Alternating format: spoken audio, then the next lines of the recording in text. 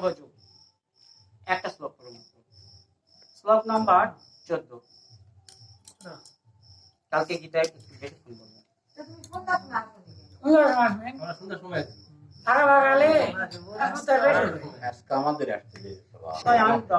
যত অন্ত সচ দৌড়ভবতা নমঃ শান্ত সচ মাম ভক্ত নিত্য যুক্ত আপস্যামি সতত কীর্তয়ান্ত মাম, মানে আমাদের সতত কীর্তন করতে হবে, সর্বদা সর্বদা সব সময় কীর্তন করতে হবে ভগবান। আমরা ঝাড়ু দিচ্ছি, বাসন মাজিছি,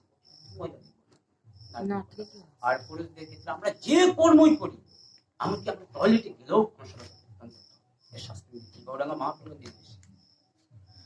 একদিন নিত্যানন্দ বা গৌরাঙ্গ মহাপ্রভুর কাছে আমি শুনেছিলাম, তো টয়লেট থেকে বের হয়ে আসছিল, জিহ্বাকে দংশন করেছিল, মানে তাদের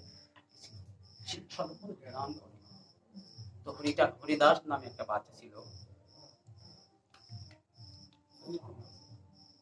হরিদাস বাচ্চাটার নামে ভুলে গেলাম, ক্ষমা করে দিবেন। তো তিনি এরকম ভাবে এসেছিল, যেখানে তুমি জিহ্বা দংশন করে আছো, বসে টয়লেটে বসে হরিনাম করছি, আমার জিহ্বাটা সবসময় হরিনাম করে, যে না তুমি কেন দংশন করে আছো, যদি সেই সময় আমার মৃত্যু হয়। এটা একটা শিক্ষা, আমাদের যে কোনো সর্বদা সদা সর্বদা হরিনাম সংকীর্তন করতে হবে। এটাই কৃষ্ণের মত, আমাদের মত নয়, আমাদের ব্যক্তিগত কারণ নয়। আমাদের স্বয়ং ভগবান হচ্ছে পরমেশ্বর, ভগবান হচ্ছে কৃষ্ণ। কৃষ্ণ মতের ঊর্ধ্বে কারো মত হতে পারে না। যে গুরুদেব কৃষ্ণ বিদ্বেষী তাকে সঙ্গে সঙ্গে ত্যাগ করো, গুরুকে ত্যাগ করা যায়, জানা আছে কি কারণ গুরুকে ত্যাগ করা যায়। আর পদ্ম পুরাণে তো বলিছে সম্প্রদায় বেহীন মন্ত্র নিষ্ফলা, তোমার মন্ত্র হয়নি গুরু কিসে, চারটা সম্প্রদায় আছে, এগুলো যদি বলি তোমাদের মন খারাপ হয়ে যাবে, সত্য কথা বলা যাবে না।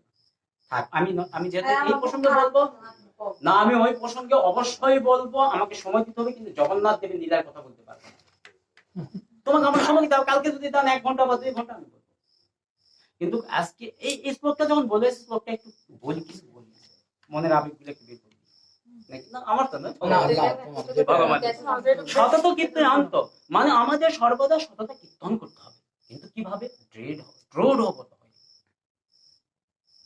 আমার জীবনে বৃহস্পতিবারে আমরা মাছ মাংস খেতাম না, এই ভক্তি জীবনে আসা করবে, কুটুম্ব আসছে, এই বৃহস্পতিবারটা পরে ভালো ভালো আয়োজন করছি, এটাকে ব্রত হলো, দৃঢ় ব্রত হলো কি হলো নাকি, দৃঢ় ব্রত, যেটা করবো আমি ভগবানের জন্যই করবো,